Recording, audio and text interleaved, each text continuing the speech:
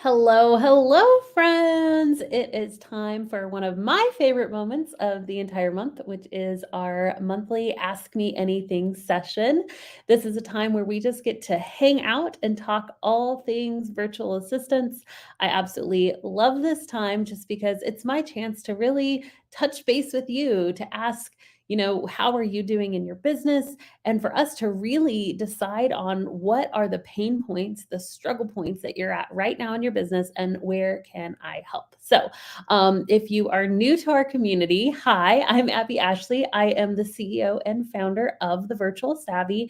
And here at the Virtual Savvy, we have helped literally hundreds of thousands of individuals start, grow, and scale their businesses, both through our free resources and through our paid courses. And we absolutely love celebrating you guys. So that's what I want to start with. If you have a celebration, if you have something that you're excited about that has happened recently in your business, or maybe just a bold move that you've made in the past few weeks, I would love for you to comment below and let me know what that celebration is so we can all celebrate together. Because that's one of the things we love to do here at the Virtual Savvy is just come alongside you and celebrate your wins. We know that not everybody out there understands what it's like to start a business, to grow a business.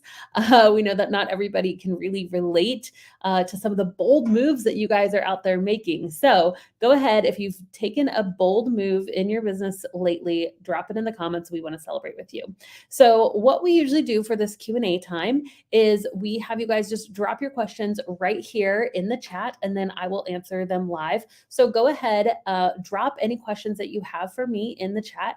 And one of the things that, if you're like, oh, I don't know really what to ask, that I would challenge you to ask yourself is, where am I stuck, right? Maybe there is a mindset block. Maybe you're like, I don't know what to do to get started, or I'm having a fear related to getting started. Let's talk about that. Maybe it's a knowledge gap. Maybe you're like, I'm just really struggling to get clients, or how do I price this type of package, or how do I determine what services are best for me? Maybe you have clients and you're starting to have struggles with a particular client that, man, this one client situation is really frustrating me, or I don't know what to do here. I don't know how to protect myself here. I don't know, how to go on vacation. I have too much work, right? There's a lot of different questions that you may have in your business. So wherever you are in your business and wherever you're feeling stuck from where you are now to where you want to be, what's causing you to be stuck, right? Let's talk about that. Let's dissect it. It's literally a time for you to get free coaching from me. So don't be shy. Ask your questions in the comments and we will answer them here. Before we jump in and start answering questions, there's one more thing that I want to note. If you guys don't know already, coming up in just a few short weeks, we have our Virtual Assistant Startup Challenge. And if you have not attended one of these before, they're incredible. It's been quite a few months since we've done one. I think January was the last challenge that we did similar to this. And essentially what we do is we get, last year, I think we had over 6,000 people sign up.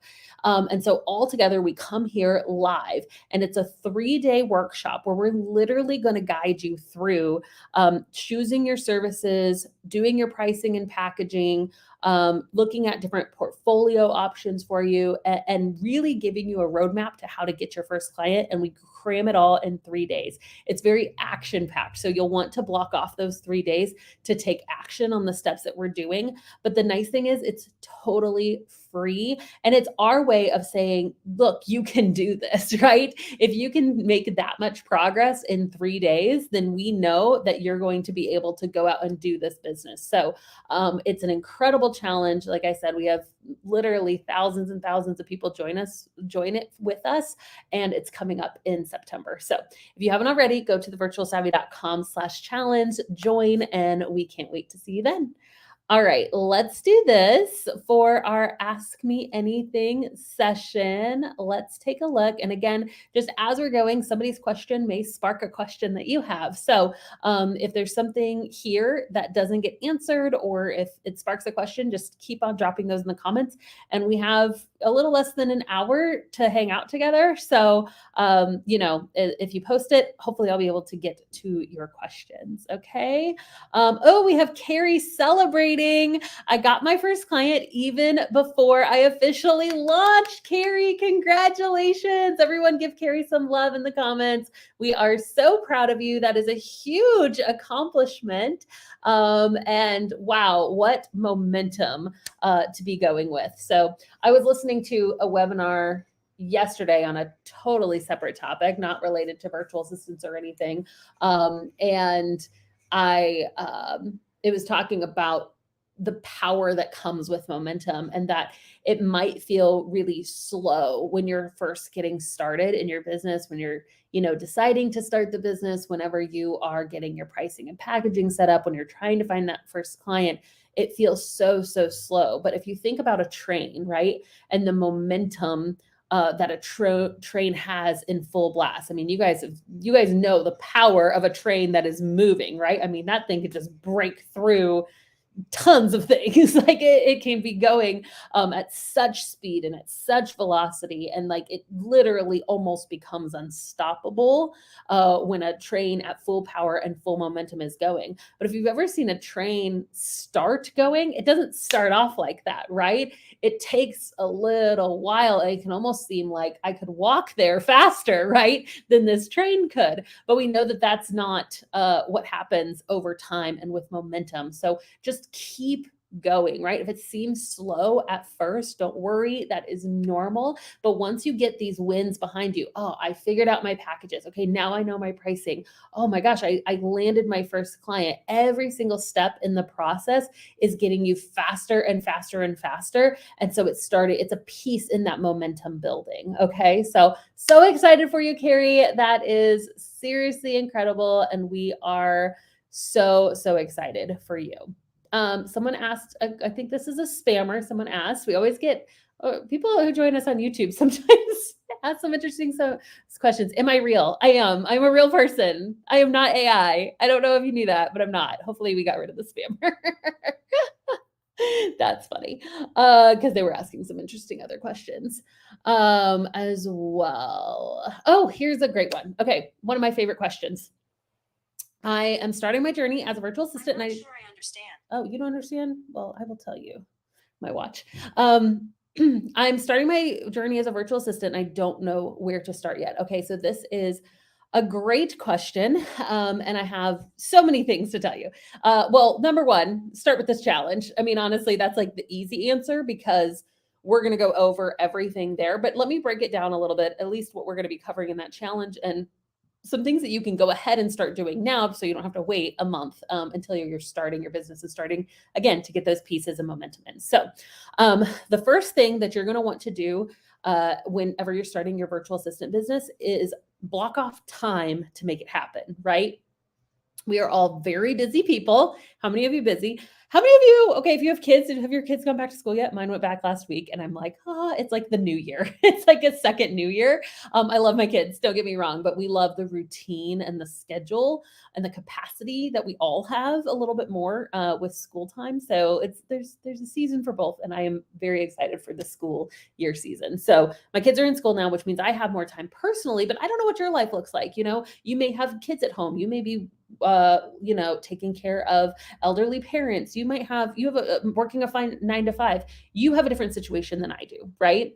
Everybody does. And I did when I first started my business as well. We all have a unique situation, but I will say, no matter what situation you're in, we've seen success with virtual assistants across all different types of situations, right? And so even if you're working a 9 to 5 and you're like, I'm working 40 hours a week, when am I going to find time for this? That is the first step in this journey, is really carving out the time, the devoted time that you're going to spend working on your business. Okay. And so that time needs to be carved out. If you're not already time blocking, like if you don't already look at your calendar on a week to week basis and say, and you're intentionally telling your time what it's going to be doing, right? If you're not already doing that, I highly encourage it. My husband and I, every single Sunday, we get together and we plan out the whole week. We have what's called Sunday meeting. And on Sunday night, we get together and we go, okay, what's our plan for the week? And that's everything, guys. It's life and it's business, right? Because that's what it is when you're running your own business. So we look at the schedule, who's taking the kids to school, who's picking them up, what are we having for dinner this week? Let's set out meat for tomorrow night, or let's out of the freezer, right? Or we're gonna go and get these groceries. What appointments do we have? Where do we need to help one another, right? And so for you need to be looking every single Sunday and saying, where is my virtual assistant time, right? Maybe it's a set time every week. Maybe it has to be movable because your schedule is movable. That's fine. And if you don't have time, then it's your job to make that time, right? Where are you going to do some trade-offs? Maybe if you're a stay-at-home mom, maybe you could watch a neighbor's kids one day and they could watch your kids one day, right? And you do a swap.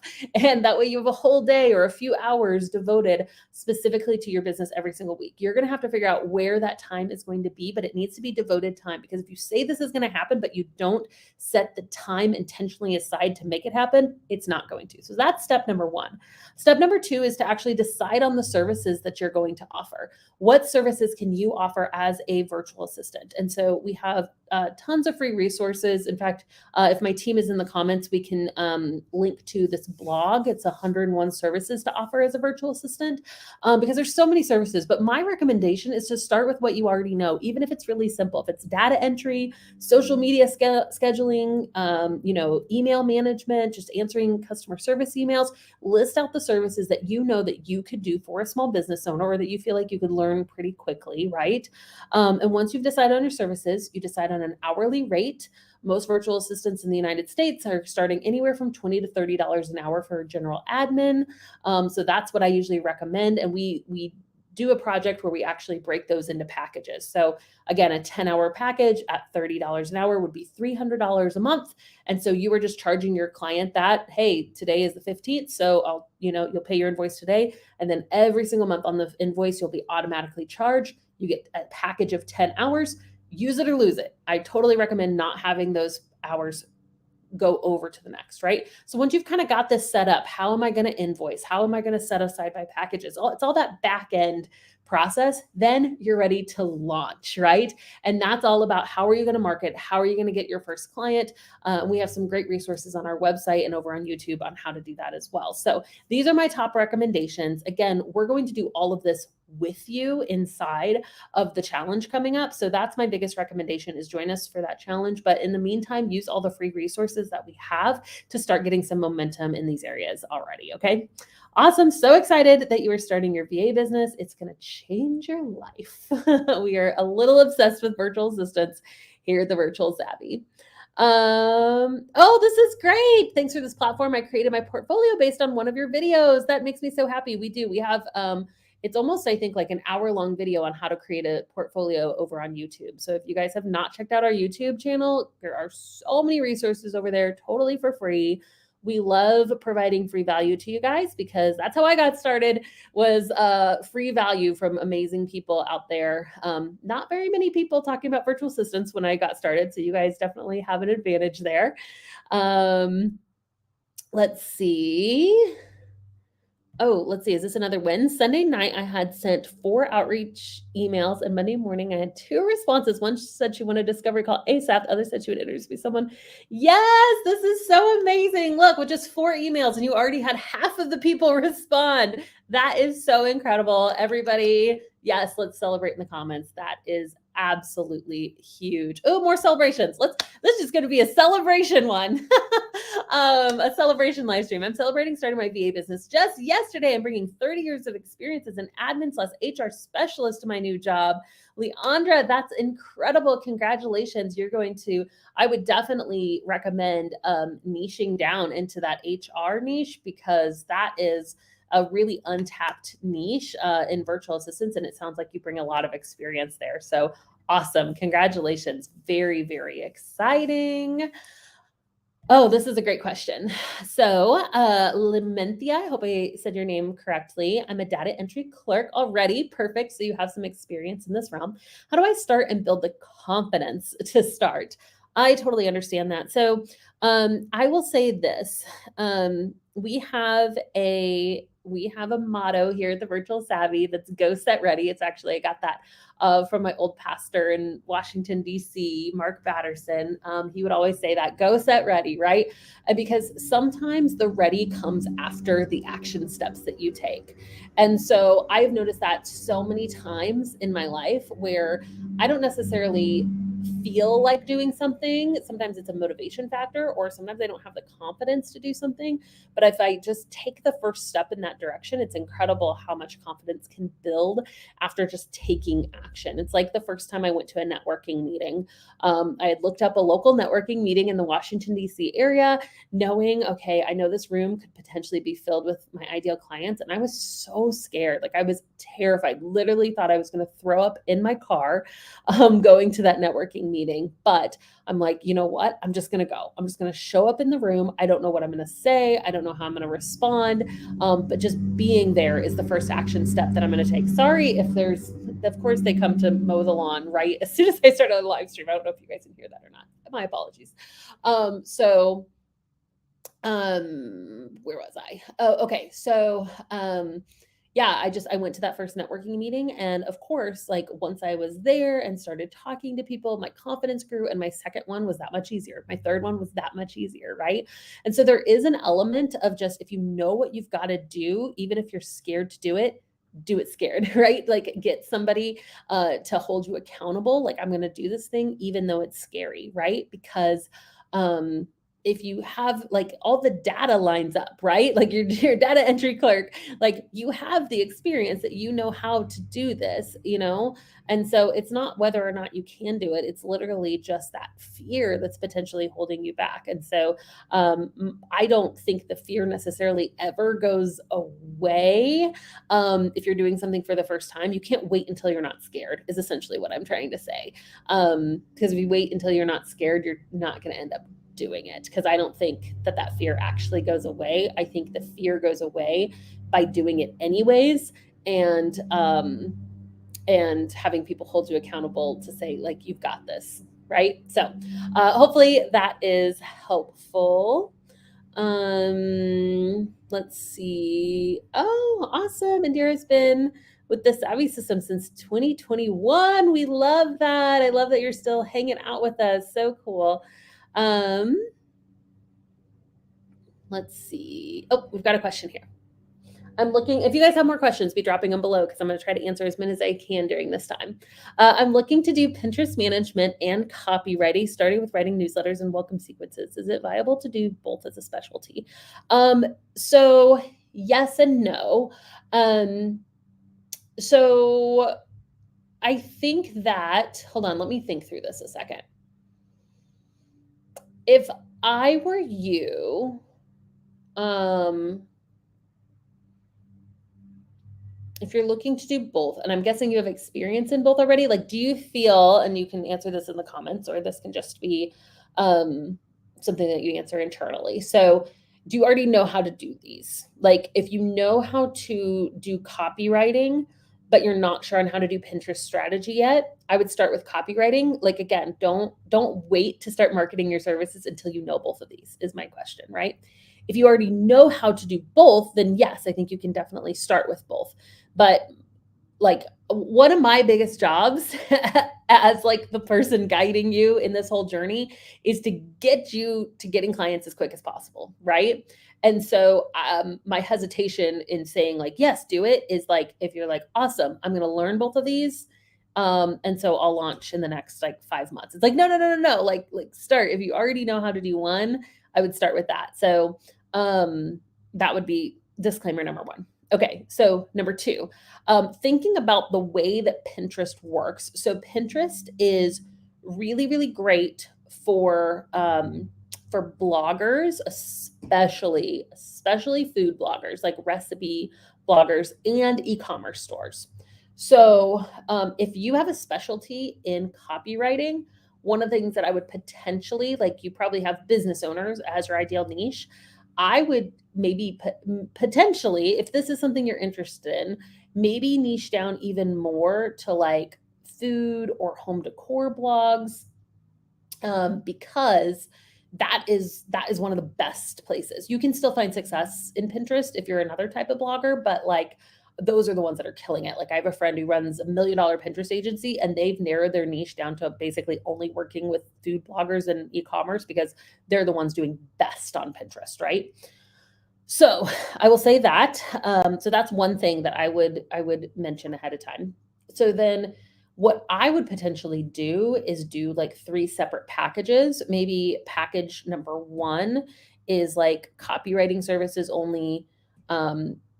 Package number 2 is Pinterest services only, and your like ultimate package is copywriting plus Pinterest, which essentially is you take over their entire content strategy. So I am going to help you strategize your blog posts. I'm going to write your blog posts, and then I'm going to promote those blog posts on Pinterest, right? And so it's all encompassing.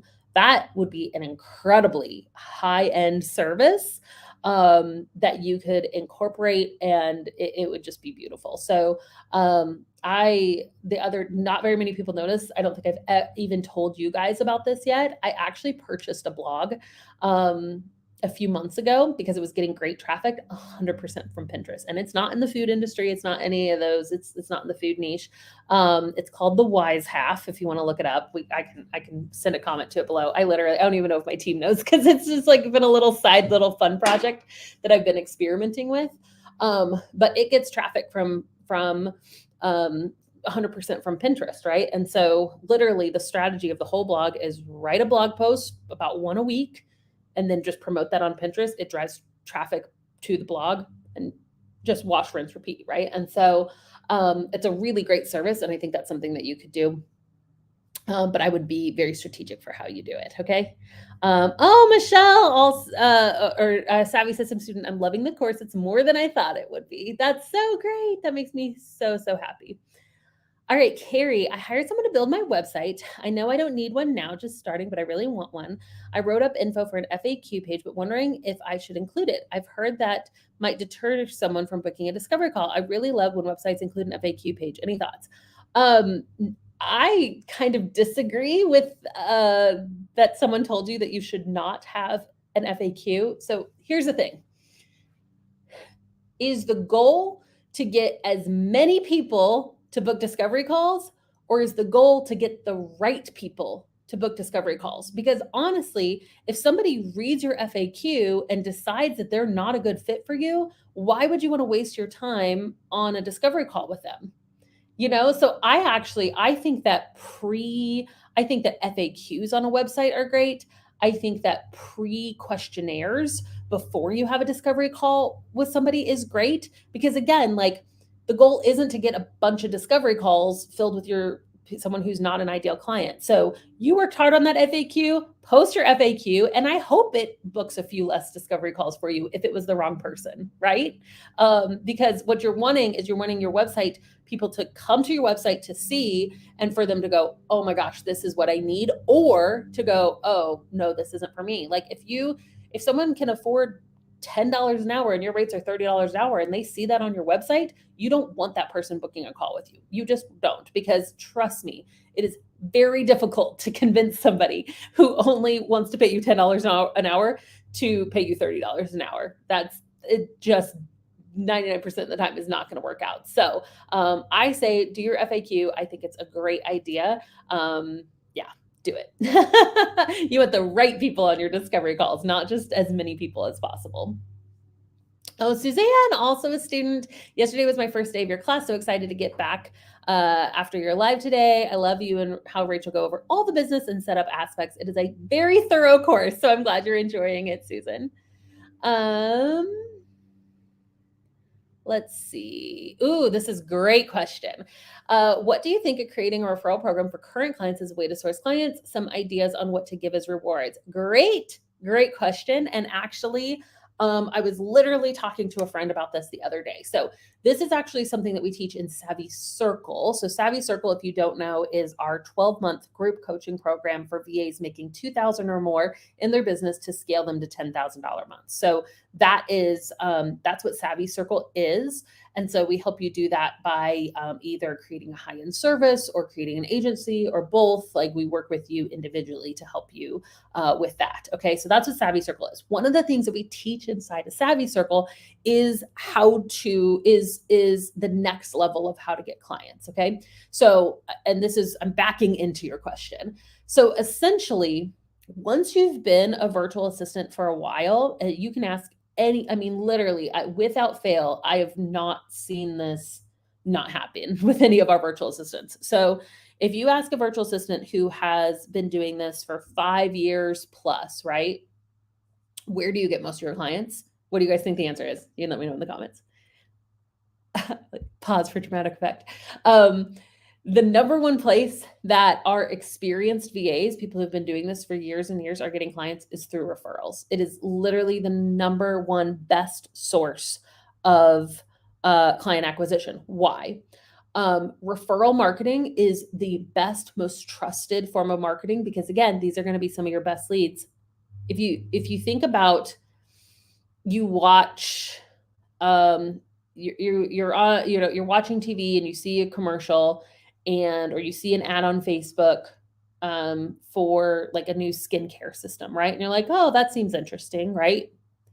Whereas if you have a friend come to you and they're like, oh my gosh, you have to try this new skincare system. It's amazing. Like, which one's going to get you more likely to buy, right? Because in order for somebody to want to purchase your services, there's that know, like, trust, right? I know that, like, I am familiar with this person.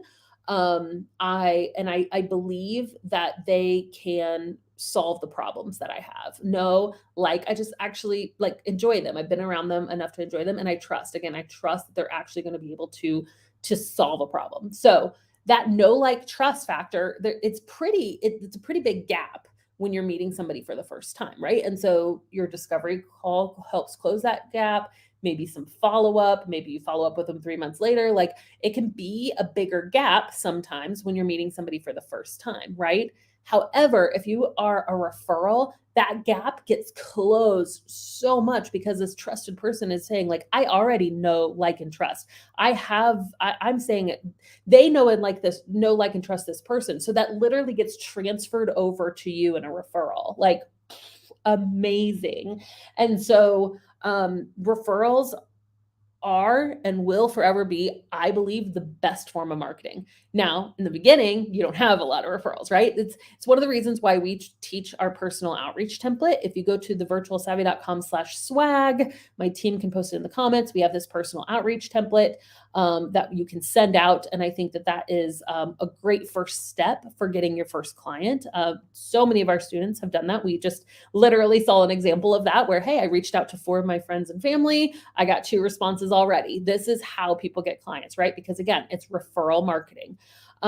So do the personal outreach template. And then another thing, kind of the next level you can do with this, is setting up a referral system. So this is something that we teach inside of Savvy Circle, but essentially it is a way of just telling your current clients, hey, if you refer people to me, then you will get blank. So normally what I recommend doing is just a one-time, not necessarily like a reoccurring thing, just a one-time thank you. So that could be $100, that could be $200. That's normally like around the range, depending on your services. If you sell a $10,000 service, maybe it's $1,000 referral incentive, right? But you want to make sure it happens not just for the lead, but for the sale, right? And so it kind of depends on what an average sale is for you, what would make it worth it. You don't want to be paying out more than what a person would be paying you the first time, right? So again, if you're selling a $100 a month package, you don't want your referral fee to be $100. You don't want to work for free for the first time. So maybe it's 50 or 25, or if you have a $300 ongoing service, maybe you could make it a $100 referral fee. So it really depends on kind of what your reoccurring prices are. But definitely set that up, announce it, let people know, and you're onboarding with somebody. and then remind them throughout the year, remind them at different times, maybe in times when you're having lulls in your business, if you've started to notice a trend, but that you want to like, hey, just a reminder. And then you can straight up ask, like, is there anybody that you know of? Like, I'll make sure to document that, if they sign on, or would you be able to reach out to them, right? And remind them of your referral incentive. Very, very good idea. Let's see. Mackenzie, can I start being a VA without making an LLC? Good question. So, the let me start out by saying I am not a lawyer. I don't pretend to be one, and so it is not my job to give you legal advice. But and you do need to make the decisions for your own business, especially based off of where you live. So I would recommend that no matter what I say, that you go and look up specifically in the state, in the county, if there's any special requirements like that you would have where you live, of why you would need to set up an LLC in the very beginning. From my experience, I did not have to set up an LLC when I first started my business. I could work simply as an independent contractor, so under just my own name, right? And so I did not form an LLC. I did so essentially, I would just work like as an individual. You can still get an EIN number even if you don't have an LLC. Okay. So you can go and get that EIN number, and you can use that in place of your social security number, because what's happening when you start working with a client, they're going to want your information so they can send you a 1099 form at the end of the year. And so you don't want to give people your social security number. So at least go get an EIN number. That's totally free. But as far as setting up an LLC, what an LLC does, it is essentially a legal protection. And so what you're doing is basically, here is you and your business. So you are still an individual running your business, even if you have an LLC, right? Like for tax purposes, all that's still going to run through and come to your personal taxes, even if you have an LLC, right? It's a pass-through entity is what it's called. And so what an LLC does is doesn't really do anything necessarily tax-wise, but legally it puts a covering over you. So essentially, if somebody were to sue you, they would hit the LLC before they could get to your personal, right? Your personal assets. When I first started my business, I had no personal assets.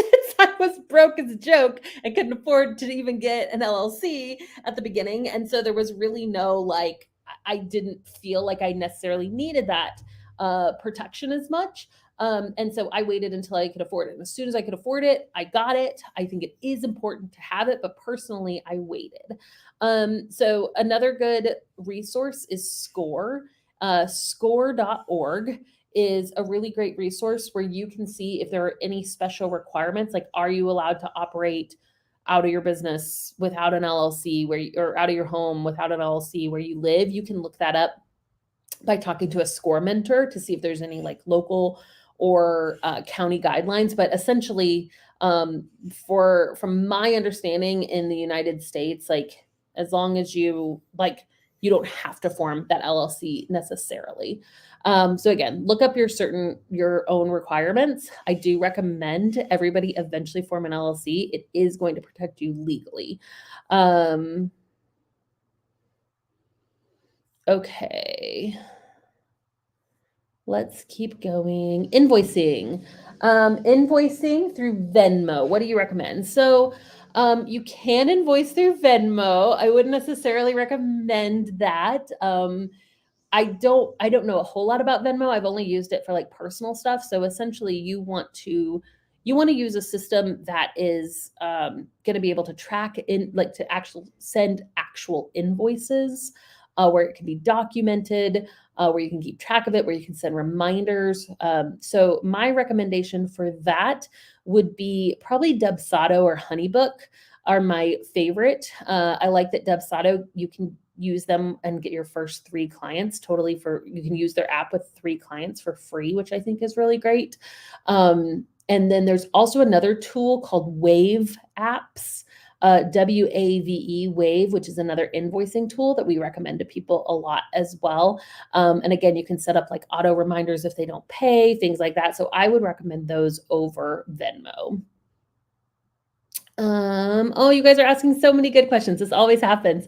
And then I'm like, oh, am I gonna have time to answer all of these? I sure hope so. All right, I'm gonna keep going.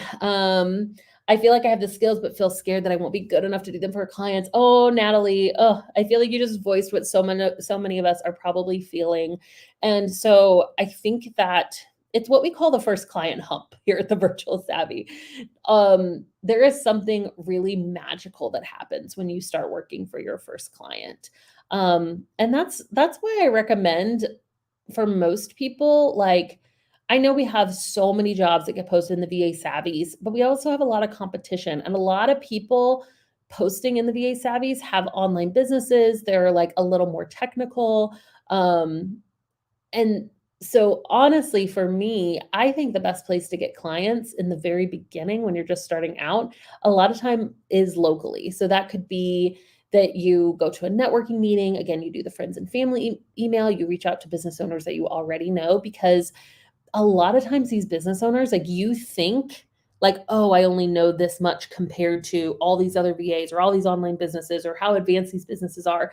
But if you think of like some of these mom and pop shops or like these like local business owners that like literally you post to their social media 3 times a day with like an image and they'll be like, oh, this is amazing. Like it's one of those things that I really do believe that like even if your skill sets aren't like where you would hope they would be somewhere, you still have the ability to help somebody, right? And so I would recommend starting with some local business owners and just do the skills that you really do feel like, okay, I can do this. I mean, you even said, I have the skills. You can do this.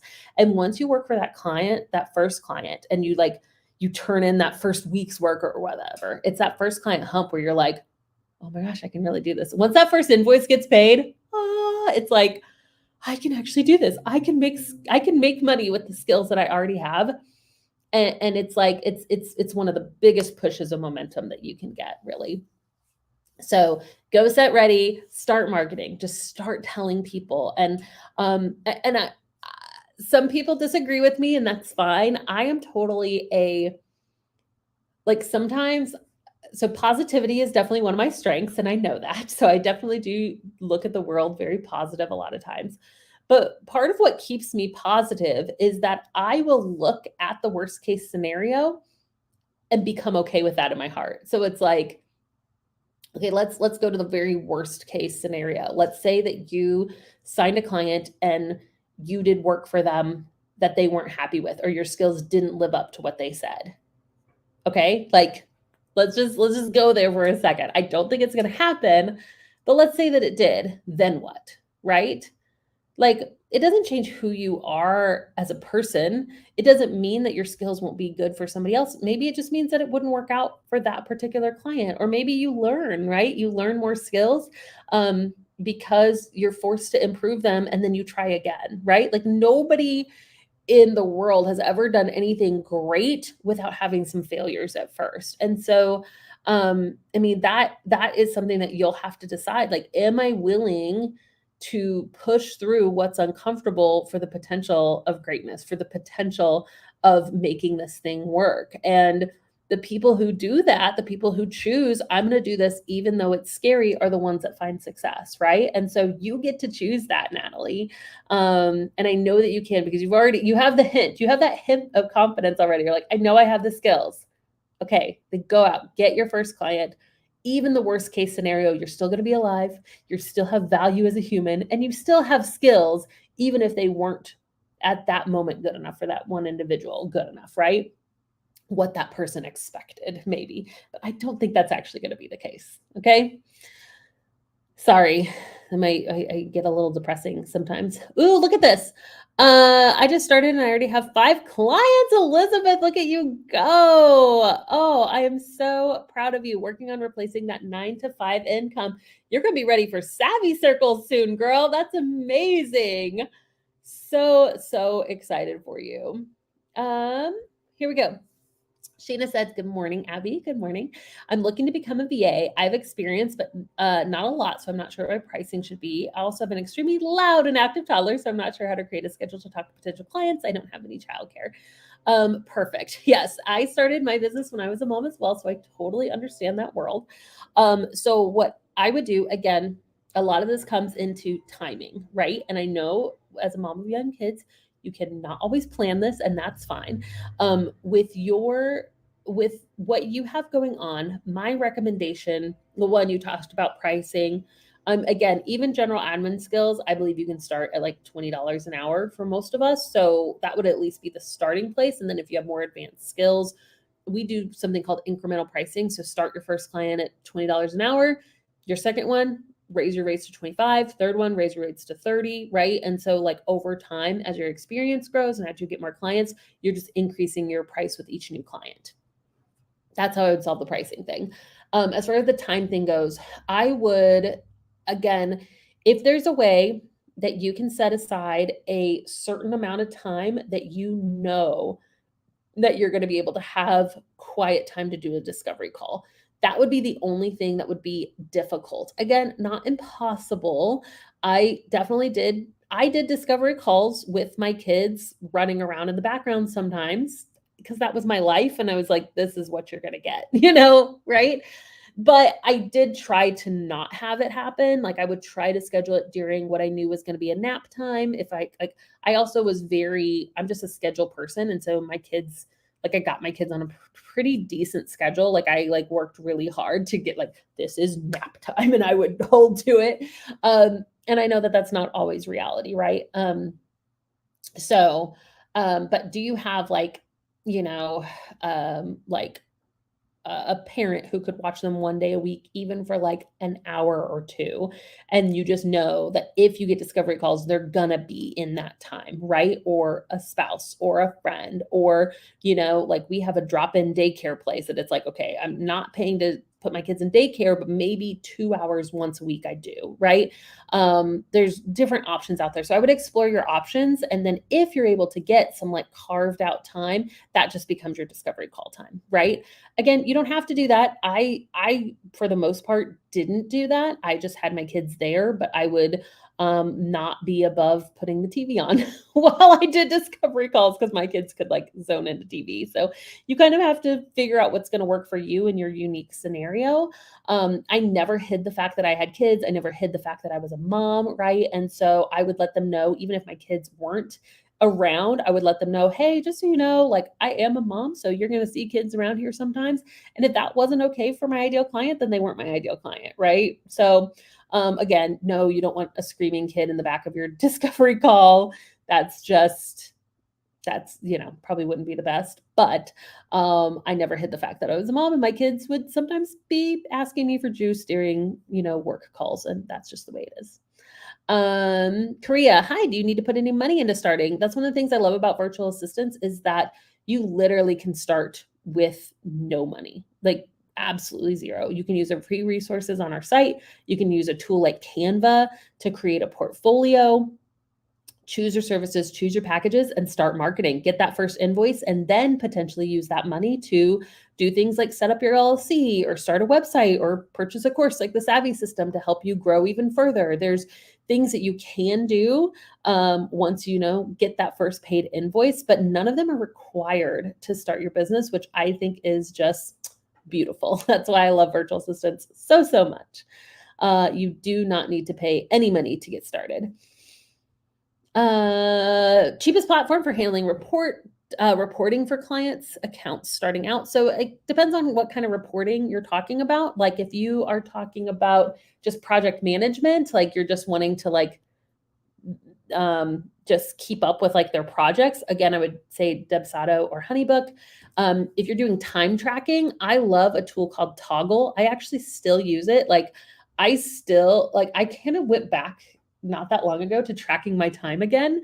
I didn't do it today, but I did it for like a whole month straight of like just tracking my time, just I was curious of where it went. And so Toggle, Toggl, is really cool because it like will create reports of where your time is spent. So that's really great if you're doing hourly work. If you're doing other kind of work, so let's say that you are a Pinterest manager and you want to create like analytic reports, a lot of that could be done in Tailwind. So it would kind of depend on the services that you're doing. You can create like graphs and beautiful spreadsheets in a tool like Canva or a tool like Airtable, right? Those are all really great tools to create graphs and spreadsheets and metrics tracking potentially for your clients. But it kind of depends on what kind of work you're doing. If you're literally just I want reports of the hours, I really like Toggle and it's free.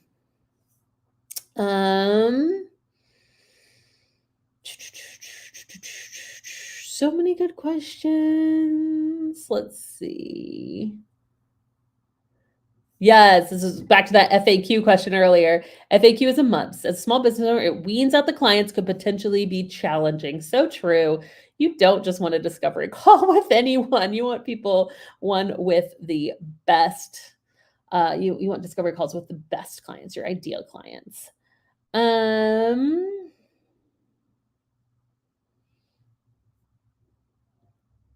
Let's see. Oh, this is great. Leatra. I know I'm butchering your name. I'm so sorry. My referral program is a $75 Visa gift card. I think that's awesome. And what was I gonna say?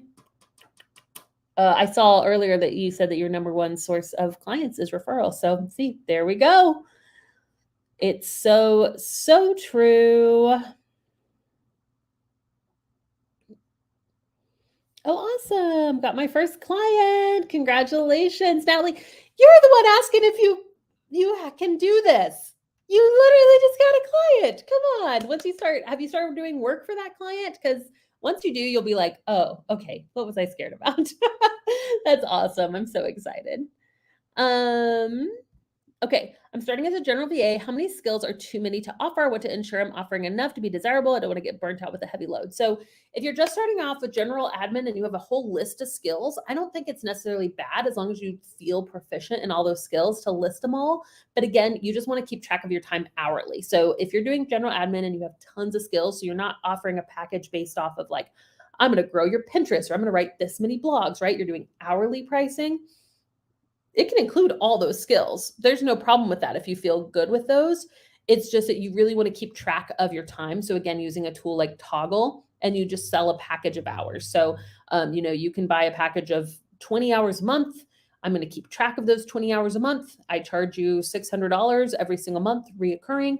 And you just give me projects every single month. Here's what are we working on this month? I think that a weekly email is a great way to keep either a weekly meeting or a weekly email to keep your clients apprised. So I always did mine on Fridays. So I'd call it my Friday recap.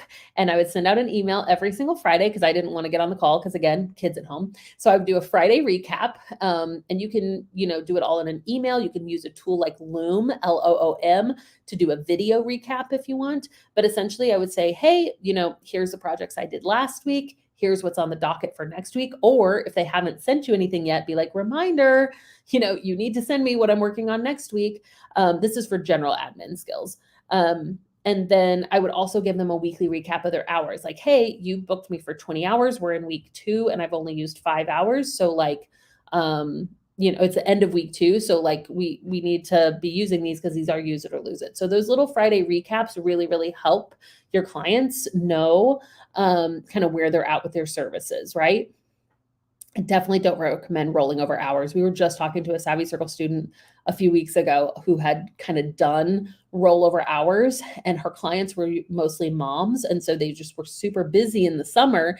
And so they just kept rolling over their hours. And so now that it's fall, she had they're all like wanting to use all their hours all at once. She's like, oh, I can't do this. I'm like, I know, that's why we don't do this.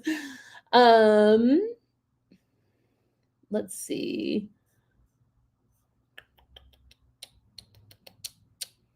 So many good questions. I'm not going to be able to answer all of these. I know. Oh, this is so good. Look at this. I keep this on a notepad near my laptop. Let your dreams be bigger than your fears and your actions louder than your words. Oh, come on. I love that quote. So good. I love it. I use Toggle too. How do I move from a bad relation? So like, I think maybe you're saying like, a client. So an ideal client is somebody that you enjoy working with. Let me just go on a little soapbox real quick. You should enjoy working with your clients. If you are dreading working with a client, like it's time to replace that client. So we actually have a whole module in the Savvy system on how to fire a client because we just see this time and time again. Somebody should not be rude to you. Somebody should not be not paying their invoices. Like these are really, really big warning signs that this is not a good client, not a good fit. And so if you find somebody that's not a good fit for you, you need to look at your contract. What does your contract say? Hopefully you have a great contract. We have a great contract if you need one.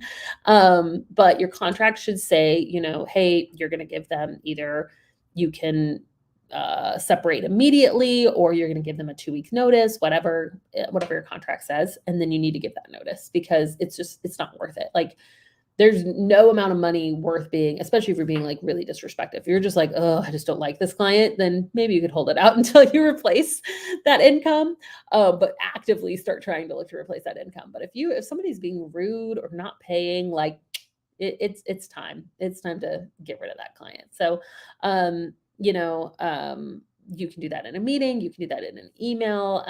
I think that either one is fine. Either way, I would send an email just kind of confirming what you say in a one-on-one meeting, if you are going to do a one-on-one meeting to separate ways with that client, just so there is a paper trail there. But yeah, totally never worth it to work with a client that is disrespecting you for sure. This is a great question. What are the most crucial skills for a virtual assistant? So again, there's different types of virtual assistants. There are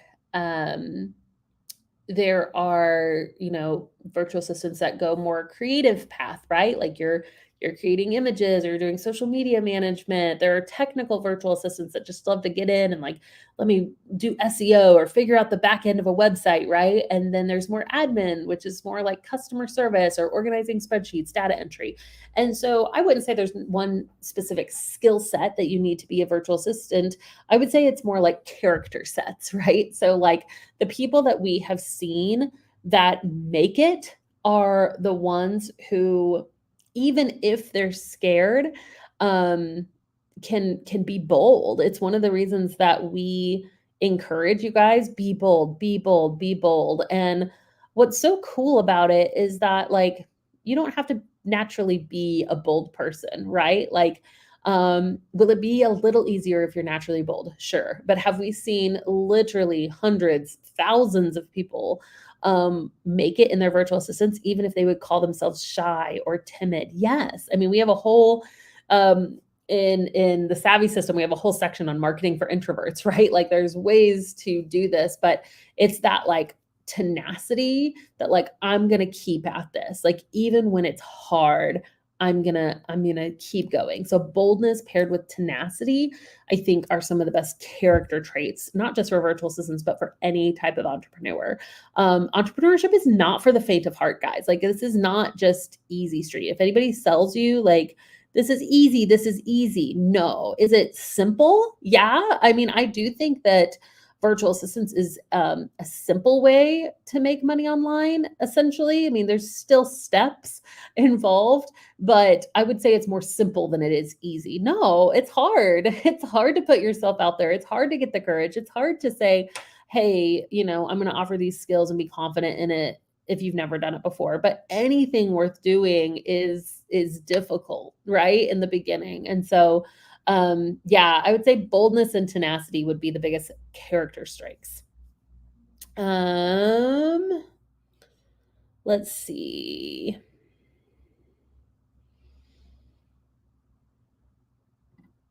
How do you get over the limiting belief and doubt of worrying you don't know enough to start? Like, Allie, we're getting a lot of this question too, because I can tell that this is something that you guys are really like struggling right now with. I think that evaluating your skills and just saying, okay, like, could I do data entry? Yes. Can I answer customer service emails? Yes. And even if you're like, oh, I don't know exactly how I would do it, think about this, guys.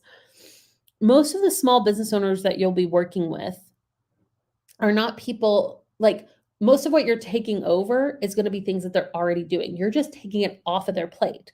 So you're like, I don't know all the systems of how to answer someone's customer service email. Well, they're already getting customer service emails. They're already answering them themselves.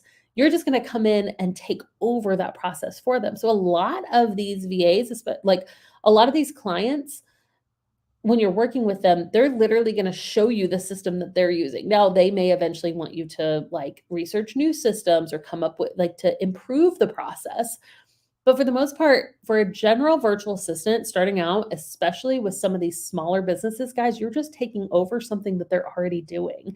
I remember my first few jobs. I mean, my very first job I got as a virtual assistant, I literally had a massage therapist that was like, hey, here's like hundreds of business cards. Could you just put these in an Excel spreadsheet for me? I'm like, yeah, I can do that. Right. I had my second client was a State Farm agent, and he wanted me to make customer service calls. And so essentially what I did for him is I called his current clients and just set up appointments for them. And so he had a script, he had a spreadsheet, he had a system already, and I just learned it and implemented it. Right. My third client was a clothing brand that made that like the Kardashians wore her clothes, I guess. I mean, where did I get these random clients, right? So like I got this one, they were my first like out of state client, and they lived in California. And so they wanted me to write their newsletters. And so I let them know, hey, I actually haven't written newsletters before, but I'm a really quick learner and I believe that I can do this. And so they trained me on their system of how to send newsletters. And then I learned it and I did it. Right. And so I was honest that I hadn't done it before, but I said, hey, I'm a really quick learner and I'm committed to learning this. And that's what's so cool about virtual assistants, that a lot of what you're doing will sometimes be like on the job training, and you can let them know if you haven't used a certain platform before. That's one of the benefits of Savvy Vault. I don't know if you guys are Savvy Vault members, but you can say like, here's the link to it. Somebody's like, hey, we use ConvertKit for our email. Are you familiar with ConvertKit? You can be like, I am familiar with it, but I don't have experience with ConvertKit, but I'm actually in a tech membership that has a whole ConvertKit class. So that's something I'd be happy to learn, right? And I'm a fast learner and I'm excited to learn it. So that is one of the benefits to having something like Savvy Vault, is that you can literally go in and be like, I'm actually currently enrolled in a class right now. Click enroll, right? So you can learn some of the tech if you don't know it. But it's really, this is a lot.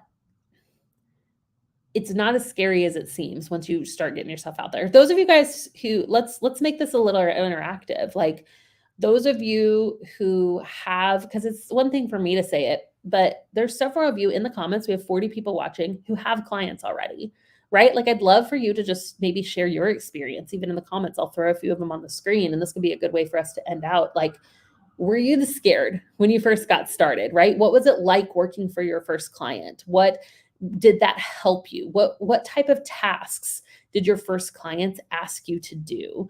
And I think that maybe, like, let's do a little experience share here to end off the call.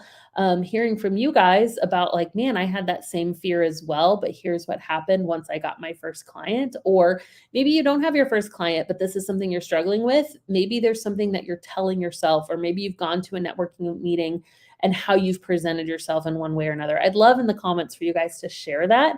I think that'd be really, really helpful for us just to hear from one another, right? Awesome. And in the meantime, I'll answer a few more questions. So can I maybe get a week in Savvy Vault? So we don't do it weekly, we do it monthly. So it's $47 a month if you just join the membership. So you can join for 1 month, cancel your membership, and then in that 1 month, just cram as many courses in as you can. That's how we don't sell them one course at a time. It's just a membership. So you get access to all 70 tech courses that are in there. But it's just month to month. So you would just have to cancel before your month is over if you just wanted to take like one course, if that makes sense. Awesome. Thank you. Is the on-the-job training or when they are setting you up included in that hourly rate? Technically, you are working for them. So yeah, I always did include that. And I mean you can use some discretion there. Like um whatever you do, be forward about it. Don't let it like show up on the invoice and then be like, oh, I didn't know I was charging, that I was getting charged for this. If I was learning a new software, I did charge my clients for it, unless if I felt like it was something that I wanted to do anyways for personal development, if that makes sense. So like ConvertKit would be one of those things where it'd be like, well, like it's Savvy Vault. I kind of wanted to learn this anyway. So I'm just going to put this in my learning time and maybe not charge them, or maybe only charge them for like 1 hour of like learning ConvertKit basics. And I would let them know ahead of time. But if it was like a software that was proprietary to them, or a system that I was like, I'm not going to use this again in the future, and it's not something I really wanted to learn right now, then I would, again, be upfront about it. Be like, okay, I am going to have to learn this system. And my assumption is that it'll take 2 hours or 3 hours. I found these different training videos, etc. And so I will charge you for that, and I'll let you know if I go under, or if I feel like I'm going to go over that amount. And I would agree. Again, communication, guys, is one of the biggest things that you can be doing for your clients, is just letting them know, like just being really forward with them so they know what to expect, right? Awesome. Cool. Savvyvault's a fantastic resource. Okay, cool. Well, I know it is time for me to end. I didn't get a lot of you guys commenting, but I just do want to know, if you have current clients, go and after I'm done here, comment below and let me know. Um, kind of what helped you to get over that first client hump, what helped you to get over the fear when you're first getting started. I know you guys probably enjoyed hearing from my experience, but I love hearing you guys' experience as well. And then one of the things that we will do during our challenge is celebrate some of your wins. We're going to be talking a lot about the fear stuff, how to get past that. And one of the things that really does help with fear is being prepared, right? Like, the more prepared I am, the less fear I have. And so I think that that is one of the benefits to doing something like a challenge like this, is you're going to go through and you're going to be like, okay, I feel like I know what I'm talking about now, right? Like I feel like I have some backing behind me as I go into starting to get clients, because I'm so set up on the back end. And so being prepared, I do believe, is a really good way to practically conquer some of that fear. It's not going to get rid of it completely. You will still have to do it scared, right? But I think that it is a really big help. So virtualsavvy.com/challenge. That is one of the ways that you can help get prepared. Oh, here we have one. Good. I was so scared when I started 2 years ago. 90% of the things I was scared about never happened. Yay. Okay, good. I wanted at least one person to mention this. Awesome. Well, thank you guys so much again. I always love hanging out with you. We will do this more. And don't forget, every single Tuesday, we are hanging out here, myself or my team members. If you guys haven't caught, we have like our Ditch Your 9 to 5 series, where we're interviewing different virtual assistants, those who have like actually left their job to do this full time. So much you can glean from that. We have our brunch club that happens. We do our live Q&A with me on a monthly basis. And so we have these awesome live streams that happen that you can join in for every single Tuesday at noon Central Time. So thank you for joining us today, and we will see you next week. Bye.